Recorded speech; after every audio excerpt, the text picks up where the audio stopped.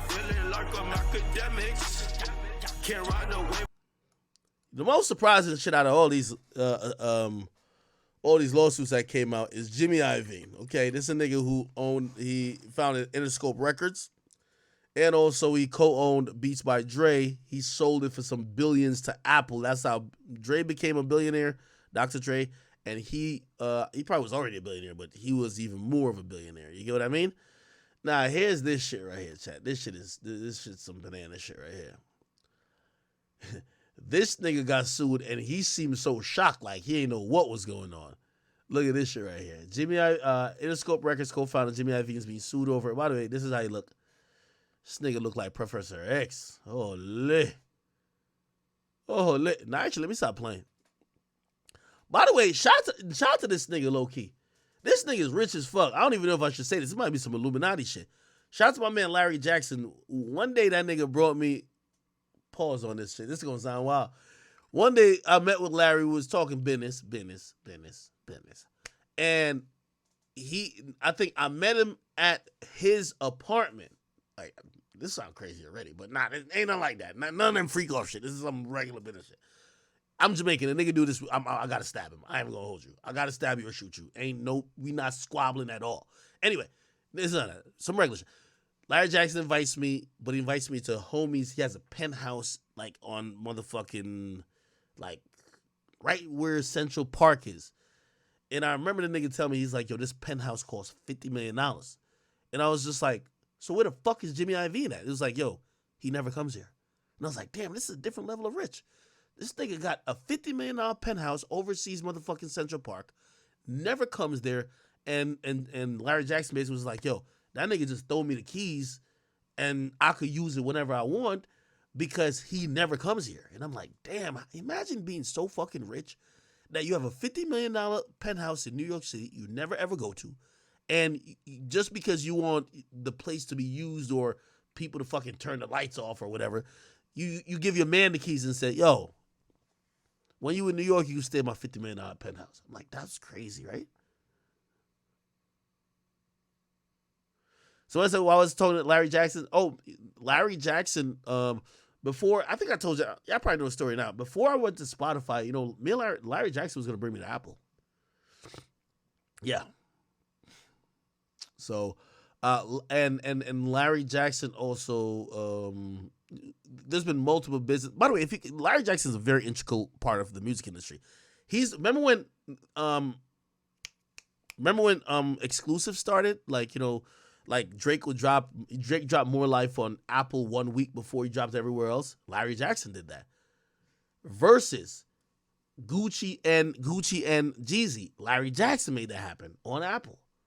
Like he's a guy who makes shit happen. You know what I mean? So it's like, especially, we coming out I was in the Complex era, we leaving that. I'm trying to get these other ventures popping. My boy's like, yo, he's on that like renegade shit, like, yo, fuck it, let's run it up type shit. You feel me? But yeah, anyway, let me get back to it. Jimmy Iovine being sued over alleged sexual assault, misconduct, abuse. A summons for him was filed in the Supreme Court of the state of New York County by attorneys for a woman identified as Jane Doe. Again, anonymous, right? By the way, this is why I think these ain't gonna get settled. Why the fuck you gonna settle a lawsuit versus somebody who's scared to say their name? If they're scared to say their name, they're probably not going to come out and say nothing else other than the lawsuit. So all you got to do is focus on winning the lawsuit. You get what I mean?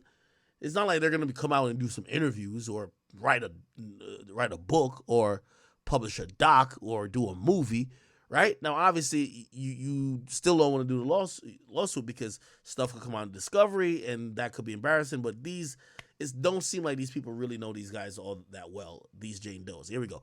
Doe claims that she was sexually abused, forcibly touched, and subjected to sexual harassment and retaliation in 2007. Lawsuit against Iovine is for assault and battery as well as violations of New York City Victims of Gender-Motivated Violence Protections Act and human right law.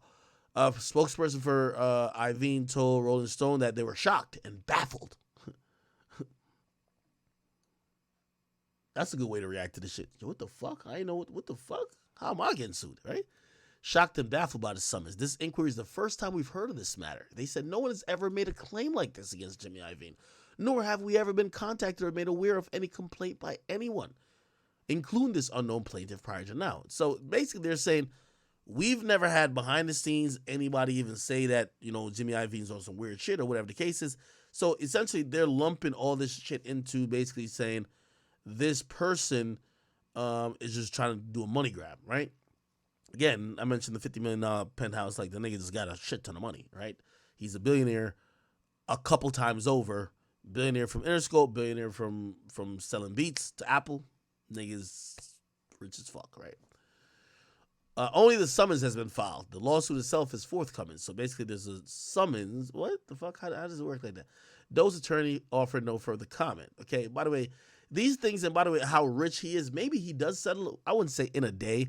Who knows? Like, for him, maybe rather than even sit down in a deposition, if she wants like $100,000, now again, you're not getting no fucking $30 million. Like $30 million, you got to really have the shit on the nigga for the nigga to pay you $30 million, right?